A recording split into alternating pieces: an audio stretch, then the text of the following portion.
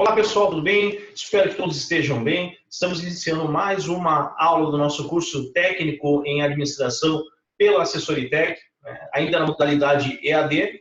Hoje daremos continuidade então ao nosso assunto, nosso tópico sobre comunicação comercial. A gente vai falar sobre tipos de correspondência inicialmente. Lembrando sempre que as correspondências a gente deve sempre pensar que podem ser pelo meio físico, né? Por exemplo, cartas ou até fax, embora que fax hoje esteja em desuso, mas nós temos, além então do meio físico, temos o meio eletrônico. As regrinhas, as dicas que a gente vai estar passando aqui hoje, elas servem tanto para o meio físico quanto para o meio eletrônico, ok? Antes disso, eu quero salientar para vocês o seguinte, pessoal, todos cientes de que as nossas aulas, o nosso curso era totalmente à distância, aliás, não era totalmente à distância, era semipresencial. Semipresencial porque a gente tinha encontro presencial uma vez por semana, onde havia o registro de frequência, né, para fins de certificação do curso ao final. Perfeito. Nesse momento de isolamento social, né, de medidas aí de prevenção e combate ao coronavírus, a gente teve que se adaptar e passou a ministrar o curso, e vocês a frequentarem o curso na modalidade EAD, onde estão sendo enviadas videoaulas e exercícios, onde a devolução dos exercícios de vocês, né, ou seja, os exercícios respondidos, são contabilizados para fins de frequência, ok? Então, eu preciso que vocês enviem os exercícios para mim respondidos, para que eu possa contabilizar a frequência. Tá? Eu preciso estar sempre atualizando, então eu preciso fazer esse reforço. Eu sei que em alguns momentos a gente pode sentir um pouco desmotivado, ou nesse momento, né, de distanciamento e tal, até organizar as informações. Eu também sofri, sofro ainda um pouco na hora de gravar o conteúdo e tal, porque falta interação, me faz falta sala de aula, mas mesmo no momento da crise, pessoal, né, mesmo nesse momento de distanciamento, a gente tem que se adaptar, tem que se reinventar, e aí, para que as nossas aulas, para que nós possamos atingir os nossos objetivos, então eu peço a colaboração de todos vocês para que enviem os exercícios, para que eu possa contabilizar então com uma frequência e que ninguém seja prejudicado, né, em razão disso. A pessoa tem que fazer reposição depois, né? Então a ideia é que a gente consiga otimizar isso. Bem, falando então agora sobre a comunicação comercial, sobre tipos de correspondência. Basicamente, a gente tem 3 tipos de correspondência: particular, empresarial e oficial. Correspondência particular é aquela, né, feita entre particulares, ou seja, pessoas próximas com as quais você possui algum grau de intimidade e sobre assuntos do cotidiano, né, dos mais variados. Ou seja, uma característica da correspondência particular é que ela possui calor humano, ela possui uma proximidade, digamos, ela tem como característica a não preocupação com formalidades, com eloquência, com a gramática. Aliás, não vou nem falar com a gramática, que está mais ligada à escrita, mas não há tanta, inclusive, não há tanta preocupação com relação à concordância, eventualmente, enfim, a informalidade é a grande marca da correspondência particular. Isso tanto na física quanto na eletrônica. Já a correspondência comercial, ela é aquela que trata exclusivamente de assuntos relacionados às empresas. Seja o contato entre fornecedores, com clientes, com a própria equipe da empresa, comunicados internos, avisos, né? Pode ser no mural físico, como na homepage da empresa, né? E aí já existe a necessidade de alguma formalidade, a necessidade, digamos, de que a comunicação ela seja clara, formal, né, e objetiva também. E além da correspondência, então, particular e da correspondência empresarial, a gente tem a correspondência oficial. A diferença é que a correspondência oficial, ela também possui formalidades, assim como a empresarial, mas, no caso da oficial, ela é impessoal. Enquanto na empresarial você pode se dirigir a um chefe de setor, diretamente à pessoa, diretamente ao colega de trabalho, diretamente a um fornecedor específico, a comunicação oficial, muitas vezes ela vai ter como característica a impessoalidade. Por exemplo, quando eu envio uma carta ao prefeito, a um vereador, a um secretário, né, secretário de obras, por exemplo, isso na esfera municipal, se eu envio um comunicado, uma carta para um governador ou para o presidente da República, eu estou me comunicando com o cargo e não com a pessoa específica. Tá? Vamos imaginar que eu quero encaminhar uma correspondência para o governador do estado, mas ele está viajando, ele está no exterior e, momentaneamente, né, quem está exercendo o cargo de governador é o vice. Então, esse tipo de correspondência, ele não vai se dirigir. Aqui é o nosso exemplo. E aí, pessoal, é só nível de exemplo, não é aqui propaganda política partidária, não é isso. É que, de momento, nós temos o governador X, né, e nós temos vice-governador Y. Então, na minha correspondência, eu não vou, quando, né, se tratando do governador nesse exemplo, eu não vou me dirigir, né, no caso do X, excelentíssimo senhor governador X. Eu vou tratar simplesmente excelentíssimo e colocar entre parênteses o A, governador, e novamente entre parênteses o A. Porque pode ser que quem vá dar aquela minha solicitação, fazer a leitura daquela minha correspondência, é o governador em exercício, que talvez, né, não seja o titular. Né, o titular. Então, essa é uma das características, né, a questão da impessoalidade. Outra também, existem, digamos, alguns pronomes de tratamento que serão feitos de maneira específica. Quando é uma correspondência oficial, muitas vezes é uma manifestação de algum órgão. Importante também, uma característica única da correspondência oficial é que ela sempre vai tratar de assunto ligado a órgão público. Tá? Isso pode ser lá na esfera municipal, estadual, federal. Ou seja, pode ser um comunicado de um diretor da escola, né? Pode ser, enfim, sempre vai ter envolvida a administração pública, e não apenas a administração, e sim o órgão público. Pode ser a administração, direta ou indireta. Um diretor lá do INSS, uma correspondência dele, vai ter a sua formalidade. Né? Enfim, porque a ideia é que a correspondência oficial ela seja ligada à instituição.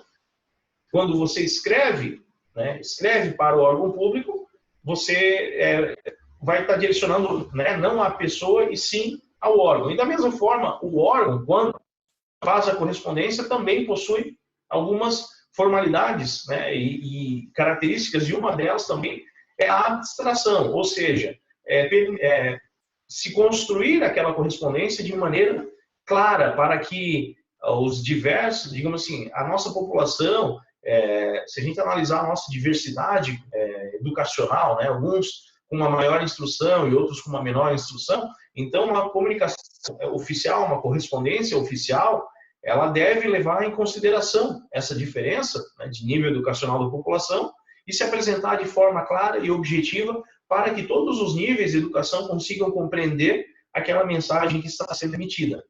Tá? Então, na prática é bem tranquilo. Na teoria é que, né, tem alguns elementos ali que precisam ser observados, mas na prática é bem tranquilo. Digamos, é uma linguagem clara, né, clara e oficial, né, na hora de se comunicar com o seu destinatário. Então, seriam esses os três tipos de comunicação. A gente vai ver também que existem maneiras de se tratar diferente. Em cada uma, pode ser entendido como pronomes de tratamento. Nas três modalidades, tá? Nas três modalidades de correspondência, né? No caso, correspondência para fins de comunicação, seja comercial, empresarial, oficial ou particular. Por exemplo, pronome de tratamento, né, do remetente, no caso da correspondência particular, será sempre eu, né, eu ou meu, em alguns casos, eu, Robson, eu gostaria que você me informasse, eu gostaria de informar, né? eu peço que... Então, uma coisa bem informal da correspondência particular. Da mesma forma, o remetente, né, na correspondência particular, será que ou você ou o tu. Mas esse tu respeitando a nossa conjugação, né? As nossas regras ortográficas. Por exemplo, tu podes fazer isso para mim, tu podes verificar isso, tu me dizes se, né? Sempre com a ideia é essa, né? Respeitando aí as nossas regrinhas ortográficas. Nada impede que em algo muito particular, hoje a gente tem, não exatamente correspondência, mas a gente tem as mensagens por WhatsApp.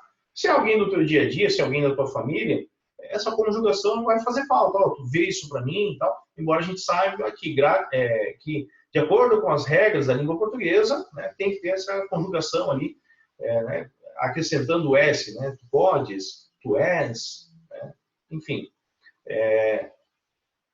Então, remetente, no caso da carta comercial, da correspondência particular, remetente, eu, né, eu ou meu. E, no caso, e o destinatário, tu ou você. Já no caso de correspondência empresarial, o remetente será sempre, né, nossa empresa, né, nosso grupo, nossa equipe, esta empresa, né, seu presidente ou, né, o presidente desta empresa, sempre dessa maneira, o remetente. Já o destinatário da correspondência empresarial será sempre Vossa Senhoria, né, Vossa Senhoria, o senhor, a senhora. Poderá ser também utilizado essa empresa, né, esse grupo, enfim. Né, então é algo mais formal. Já a correspondência oficial, ele trará o Vossa Excelência, né, a figura do Vossa Excelência, Excelentíssimo.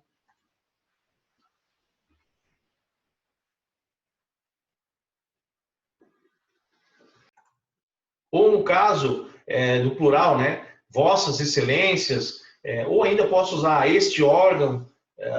Vou dar um exemplo, quando eu faço um recurso, né, saiu uma sentença, em algum ponto da sentença meu cliente ficou insatisfeito e deseja recorrer. Perfeito. Na hora de encaminhar o recurso para o tribunal de segunda instância, para o órgão julgador, eu sempre me refiro a este egrégio tribunal, a esta egrégia turma, né, turma de recursos, né, que é assim que é chamado no caso dos juizados especiais. Ou seja, nos dois casos, tanto a turma de recursos quanto o egrégio tribunal, vocês percebam que pouco importa quais são os nomes das pessoas que estão ali.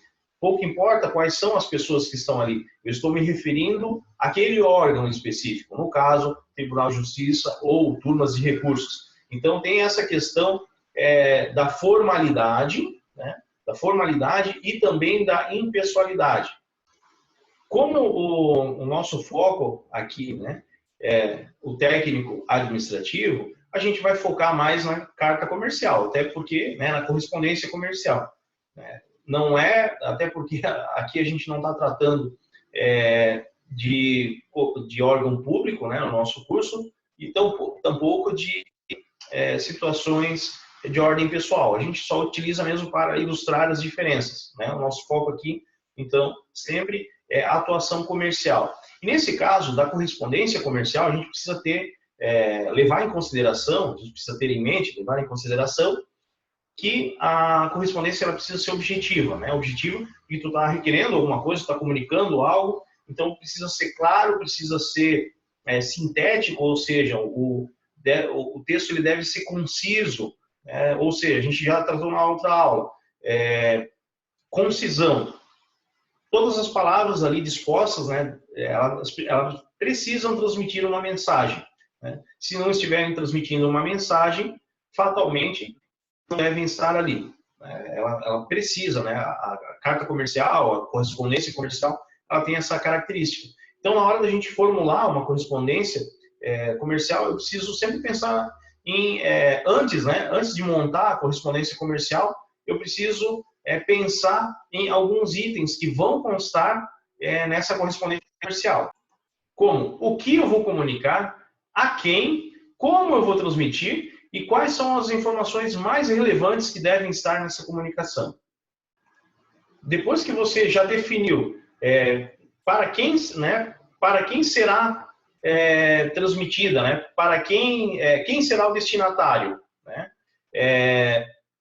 O que eu irei comunicar, o meio de transmissão, né? E quais informações, né? Elas precisam estar dispostas naquela comunicação. Aí, depois que eu organizei tudo isso, chegou o momento de pensar na montagem, né? Na construção dessa correspondência, seja por meio eletrônico, seja por meio físico. Então, assim, a maioria das empresas organizadas, elas já possuem uma pré-formatação desses documentos, com timbre, com cabeçalho, com referência da empresa ao final. Em alguns casos, quando não há, é interessante construir. Há programinhas para isso, há na internet assim, vários exemplos de como fazer. Não é difícil. E é importante, gente, no meio, digamos assim, no meio empresarial, essas formalidades, elas podem transmitir, né, ao teu cliente ou ao teu fornecedor, enfim, ao público em geral, aos interessados, eles podem transmitir uma imagem de organização daquela empresa. Outra coisa que precisa ter também é o número da comunicação, porque você pode, digamos, ter comunicação reiterada, pode ter uma sequência de informações, de e-mails, ou mesmo de correspondências físicas para aquela empresa, e aquela empresa pode te responder não apenas aquilo que você está pedindo, mas inclusive esclarecimentos. Então é importante que você numere essas correspondências para que na hora de obter resposta, o teu cliente ou o teu fornecedor, enfim, o interessado, ele possa fazer menção àquela correspondência específica. Muitas vezes acontece em atenção ao, né? Pode ser ao e-mail número 1, a comunicação número 1, a correspondência número tal, né? Enfim, por isso que é importante, quanto maior o número de informações nesse sentido, para fins de organizar a tua correspondência, melhor, você só tem a ganhar com isso. Também para fins de organização, a gente sempre deve colocar a data, mas de que forma? O dia do mês, a gente coloca simplesmente o numeral, tá? Independente se é ali, digamos, nos primeiros dias, né, de 1 a 9, né, com um numeral só, ou quando vai para 2 dígitos. A gente nunca põe o 0 na frente. Por quê? Porque existe, por exemplo, no mês de junho, existe o dia 4, o dia 5, o dia 12 e por diante. Não existe o dia 03, o dia 04, o dia 05, né? Existe o dia 5, o dia 6, o dia 7. O mês ele deve ser sempre colocado com letra minúscula e o ano sem, na hora de colocar lá, diferente da regra da matemática, que a gente, na hora de indicar o milhar, a gente põe um ponto, né? Então, no caso de data, para fins de correspondência empresarial, a gente elimina esse ponto, a gente põe de forma corrente. No ano que a gente está tendo essa aula agora, 2020, sem pontuação alguma, ponto apenas ao final. Com relação ao destinatário, tá? Algumas atualizações. Em algum momento da nossa história, se utilizava, antes do nome da empresa, ou quando um grupo de empresas, né, as empresas, ou ali no material de vocês está ilmos. Esse ilmos é o diminutivo de ilustríssimos, tá? Aos ilustríssimos senhores diretores, aos ilustríssimos senhores gerentes, né, ou ao ilustríssimo senhor tal. Isso não se utiliza mais. Por quê? Subentende-se que hoje, tanto na comunicação empresarial eletrônica, quanto na comunicação empresarial física, esse destinatário, a gente já tem, não no corpo do documento, a gente já tem lá no envio, digamos, na capa da correspondência ou no título do e-mail, né? A gente já coloca o endereço lá, a gente já está indicando para quem a gente quer falar. Então, a gente refere-se apenas a empresa, colocando o nome da empresa, pode colocar prezada, né? Agora, não utilizando a empresa ou as e nem ilustríssimos. Isso deixou-se de utilizar, né? Não se pratica mais, claro. Tem exceções, não é uma regra, não foi uma lei que impôs isso, mas as empresas se atualizaram e não tem mais, de modo geral, não tem mais utilizado essas formas de se direcionar, né, aos destinatários. Via de regra também, as correspondências comerciais, logo abaixo, né, do destinatário, ele já vem falando do que se trata aquela correspondência de uma maneira muito sintética. Tá? Porque vamos imaginar, numa grande organização, quando chega a correspondência, a pessoa vai direcionar, né, aquela correspondência, e quem recebe no setor, dali já pode ter uma ideia do que se trata, se é, digamos, atribuição dessa pessoa do setor de tratar daquele assunto, ou se é de atribuição de outra pessoa da equipe, né? Então, essa referência, e lembrando que não precisa estar escrito referência, né? Não precisa estar escrito referente a. Pode colocar ali como um subtítulo, tá? O assunto que você quer tratar, um subtítulo, e aí a pessoa que está recebendo, aí ela vai analisar através do subtítulo se é a atribuição dela, e se não for, né, para quem deve ser direcionada aquela correspondência. Eu antes dei um spoiler ali em relação ao prezado, né? Ser vocativo, pode ser o estimado, pode ser amigo, tal, enfim, é de acordo, né? De acordo com o grau de intimidade, né, a pessoalidade com a qual você se refere, com a qual você trata o destinatário daquela correspondência. E, de modo geral, uma marca, né, da correspondência empresarial é a objetividade. Tá?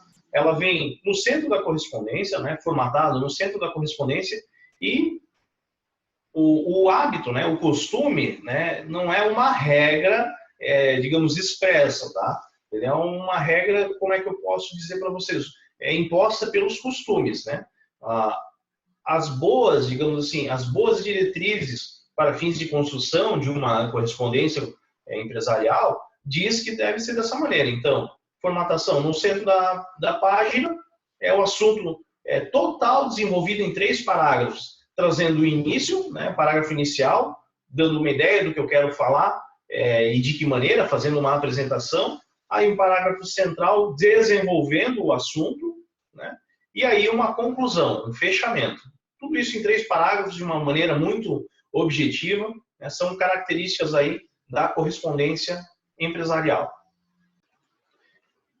Com relação ainda ao desenvolvimento, né, o assunto ele deve ser claro, objetivo, e sem delongas, né, sem alongar. Hoje é uma marca, né, em outra hora foi diferente, outra hora, né, se utilizavam chavões, expressões para enriquecer o texto, para demonstrar, né, riqueza de vocabulário, mas isso foi em outro momento. Hoje a gente vive um momento da velocidade, da objetividade, da gente conseguir resultados rápidos, né? Então, da mesma forma, a gente precisa ter uma comunicação clara e objetiva e estimular o leitor a atender aquele nosso pedido o mais rápido possível, claro, sem desespero, de uma maneira organizada. Então, a gente precisa ter essa clareza na nossa comunicação. Saudação final, sem delongas também. Já vi algumas comunicações em que as pessoas oferecem os seus préstimos e blá, blá, blá, enfim, não, nada disso, ó, cordialmente, respeitosamente, né, e assinatura, né, sempre assinatura no final da correspondência empresarial, né, o leitor ele precisa saber quem é que emitiu, né, aquele comunicado, aquela correspondência. Então, ali, cordialmente ou respeitosamente, pode ser o suficiente. Ainda, não utilizar o título, tá? O título do emissor, né, na frente do nome. E aí vale para o receptor também, né? Mesmo que, se, por exemplo, eu estou me referindo a um médico, basta eu colocar doutor, né? Advogado, da mesma forma. Aí alguns vão dizer assim, mas doutor é só quem tem doutorado. Então, aí eu preciso contar uma historinha para vocês. Existe essa discussão, tá? Existe essa discussão, há quem defenda que só é doutor quem tem doutorado. Mas olha só, falando um pouquinho de história do Brasil. Brasil colônia, aliás, império, não era nem era Brasil colônia, né? Nós ainda pertencíamos ao império, né? Ao império português. Deixa eu ver quem foi o imperador. acho que foi o imperador Dom Pedro I, se não me falha. Enfim, o imperador Dom Pedro I ou Dom Pedro II. Um dos imperadores, ele, por decreto, ele determinou que o uso deveria ser utilizado como título de doutor para os operadores do direito. Isso valia para o advogado, para o juiz. Na época nós tínhamos outras figuras.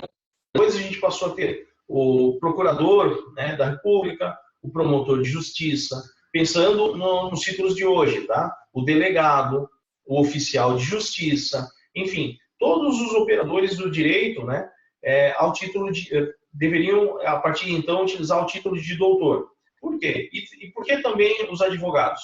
Porque um advogado, quando ele trabalha num processo, querendo ou não, ele está sempre apresentando uma tese, porque o doutorado ele requer uma tese ao final, correto? E o advogado, todo o processo ele está defendendo uma tese, ele precisa convencer uma banca, que no caso é o juiz, né? Muitas vezes ele vai ter que convencer, no caso de recurso, os desembargadores, a turma de recursos, então ele está sempre trabalhando com teses. E por isso, desde o decreto imperial, né, não lembro nem o número do decreto, mas desde o decreto do imperador, os operadores do direito no Brasil utilizam o título de doutor. Aí alguns vão dizer, tá, mas a corrente contrária diz o seguinte, tá, mas hoje nós não somos Brasil colônia, hoje nós somos República Federativa. A partir da proclamação da República, a partir da promulgação das primeiras constituições, hoje a gente tem a nossa Constituição Federal de 1988 em vigor, né? Então, inaugurou-se, depois que o Brasil ficou independente de Portugal, inaugurou-se uma nova era, e depois da proclamação inaugurou-se todo um novo sistema legislativo, e esse novo sistema legislativo, ele não fala sobre o título de doutor. Perfeito. Mas também não revogou aquele que existia antes, porque uma lei só deixa de existir quando vem uma outra lei e revoga aquela. E isso não aconteceu com o caso do título de doutor. A discussão é grande, né? A discussão é grande, mas vou dizer que quem chama advogado de doutor não está errado, tá? Não está errado. Até porque tem muito médico, né? E para a gente finalizar essa questão, tem muito médico, tem muito que tem doutorado, sim. Mas tem muito médico que não tem doutorado e também você respeita da mesma maneira ele como doutor, né? E vou dizer um a mais.